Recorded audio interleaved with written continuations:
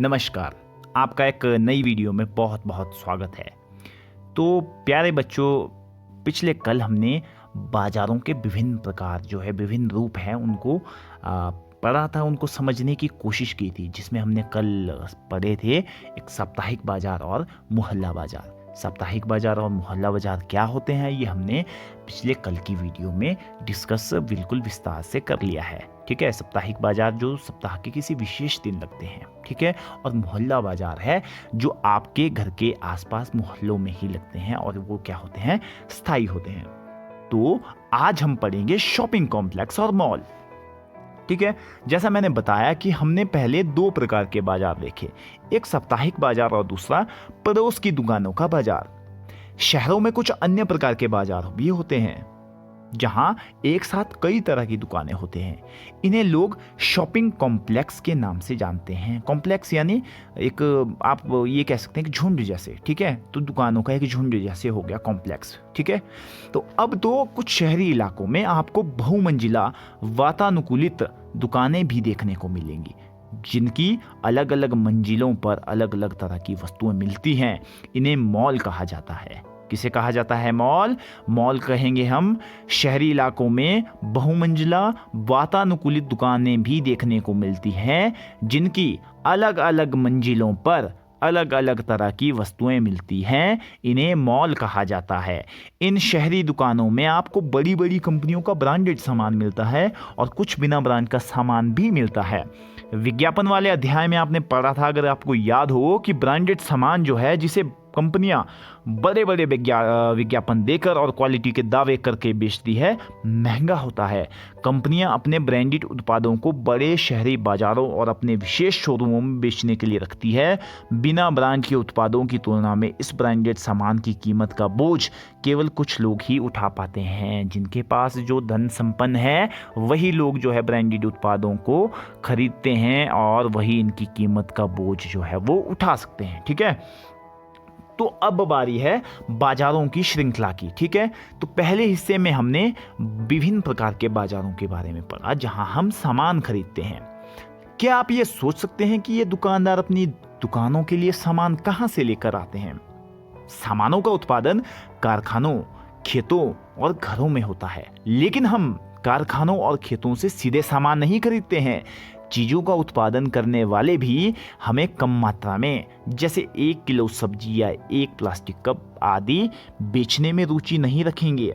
वे लोग जो वस्तु के उत्पादक हैं और वस्तु के उपभोक्ता के बीच में होते हैं, उन्हें व्यापारी कहा जाता है। उत्पादक यानी जो उस वस्तु को प्रोड्यूस कर रहा है, उपभोक्ता यानी जो उस वस्तु का यूज कर रहा है, उनके बीच में जो कड़ी है उसे क्या कहा जाता है? उन्हें व्यापारी कहा जाता है।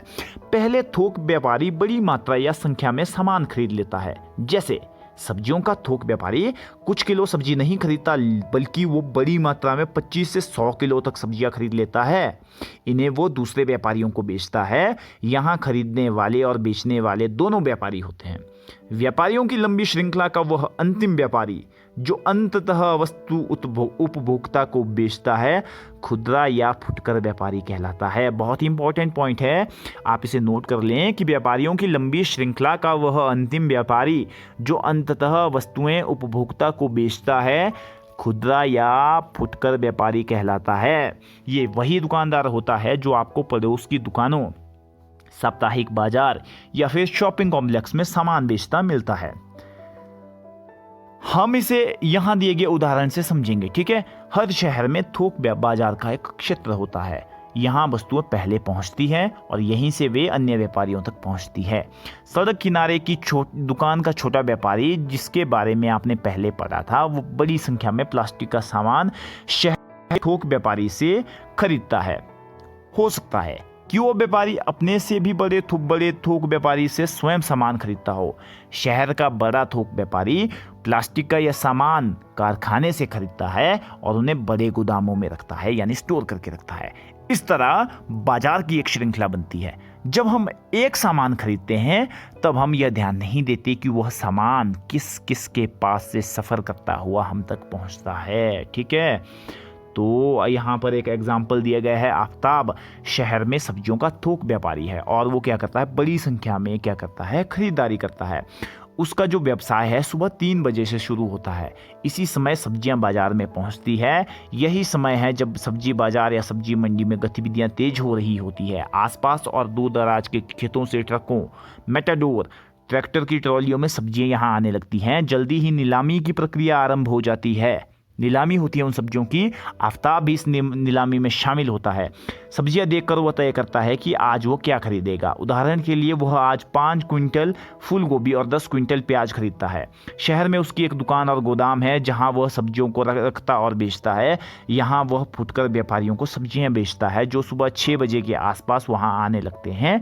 यहाँ से दिन भर के लिए खरीदारी करने के बाद ये छोटे व्यापारी लगभग 10 बजे के आसपास अपने अपने क्षेत्रों में दुकानें खोल देते हैं। ठीक है, अब हमारा जो अगला टॉपिक है वो है हर जगह बाजार। हमने देखा कि अलग अलग जगहों पर अलग अलग तरह के बाजार है जहां अलग अलग तरह की वस्तुएं खरीदी जाती है और बेची जाती हैं। ये बाजार अपनी अपनी जगहों और समय पर अपनी तरह से काम करते हैं। कई बार तो ये भी आवश्यक नहीं होता है कि आप सामान खरीदने के लिए बाजार जाएं। अब तो तरह तरह के सामान के लिए फ़ोन या इंटरनेट पर भी ऑर्डर दिए जाते हैं और सामान आपके घर पर पहुंचा दिया जाता है। जैसे आप लोगों को पता होगा कि अमेज़ॉन है ना, फ्लिपकार्ट है, विभिन्न प्रकार की कंपनियां हैं जो ऑनलाइन खरीदारी के माध्यम से आपको वस्तुएं जो है घर बैठे आपको उपलब्ध करवा देती हैं। आपने देखा होगा कि नर्सिंग होम और डॉक्टर के क्लिनिक में भी कुछ कंपनियों के प्रतिनिधि अपना सामान बेचने का कार्य करते हैं। इस तरह हम देखते हैं कि खरीदना बेचना कई तरीकों से चलता रहता है। ठीक है, तो उसके बाद फिर है हमारी बाजार और समानता। तो इस अध्याय में हमने क्या देखा? इस अध्याय में हमने आसपास के कुछ बाजारों पर नजर डाली। इसमें हमने साप्ताहिक बाजार से लेके शॉपिंग कॉम्प्लेक्स तक की दुकानों और दुकानदारों को देखा। इन दोनों दुकानदारों में बड़ा फर्क है। एक छोटी पूंजी से व्यवसाय करने वाला दुकानदार है, मतलब थोड़ा सा पैसा इन्वेस्टमेंट करके वो व्यवसाय करने वाला दुकानदार है। लेकिन कुछ दुकानें जो ऐसी हैं वो बड़ी मात्रा में पूंजी खर्च करती हैं और इनकी जो आमदनी है, इनकम है, वो भी अलग अलग होती है। साप्ताहिक बाजार का जो छोटा दुकानदार है उसकी तुलना में शॉपिंग कॉम्प्लेक्स के व्यापारी बहुत कम लाभ कमा पाते हैं। इसी तरह खरीदारों की भी अलग अलग स्थितियां हैं। ऐसे बहुत से लोग हैं जो सबसे सस्ता मिलने वाला सामान भी खरीद पाने की स्थिति में नहीं है, जबकि दूसरी ओर कई लोग ऐसे हैं जो मॉलों में महंगी महंगी चीज़ें खरीदने में व्यस्त रहते हैं। इस तरह कुछ हद तक अन्य कारणों के अलावा हमारी आर्थिक स्थिति ही ये तय करती है कि हम किन बाज़ारों में खरीदार या दुकानदार हो सकते हैं। हमने सामान के उत्पादन से लेके हमने यहाँ बाजार में पहुँचने तक की श्रृंखला को समझा।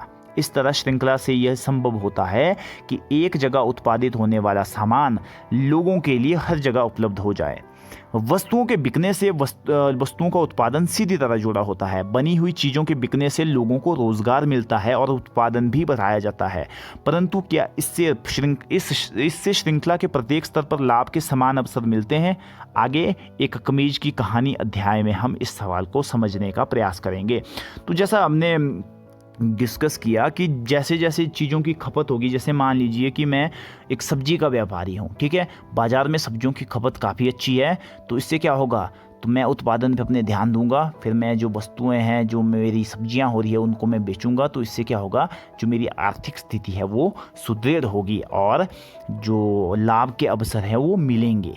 लेकिन क्या लाभ के समान अवसर मिलेंगे? ये एक बड़ा सवाल है और इस सवाल का जवाब हम खोजने की कोशिश करेंगे आपके अगले अध्याय में, एक कमीज की कहानी। तो बहरहाल आज का जो हमारा ये पाठ है ये यहीं समाप्त होता है। बाज़ारों के बारे में हमने पढ़ा, बाज़ारों के प्रकारों के बारे में पढ़ा और हमने ये देखा कि किस तरह से वस्तुएं जो है बाज़ारों में पहुंचती है, किस तरह से श्रृंखला के माध्यम से वस्तुएं बाज़ारों में पहुंचती है और किस तरह से जो छोटे व्यापारी हैं वो लाभ कमाते हैं, किस तरह से बड़े व्यापारी लाभ कमाते हैं, क्यों जो है ये वस्तुएं जो बेचते हैं छोटे व्यापारी और बड़े व्यापारी, इनकी कीमतों में अंतर क्यों होता है, ये भी हमने इस पाठ में जाना। उम्मीद करता हूँ आपको वीडियो पसंद आई होगी।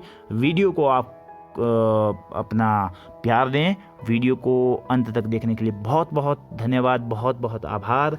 जय हिंद, जय हिमाचल।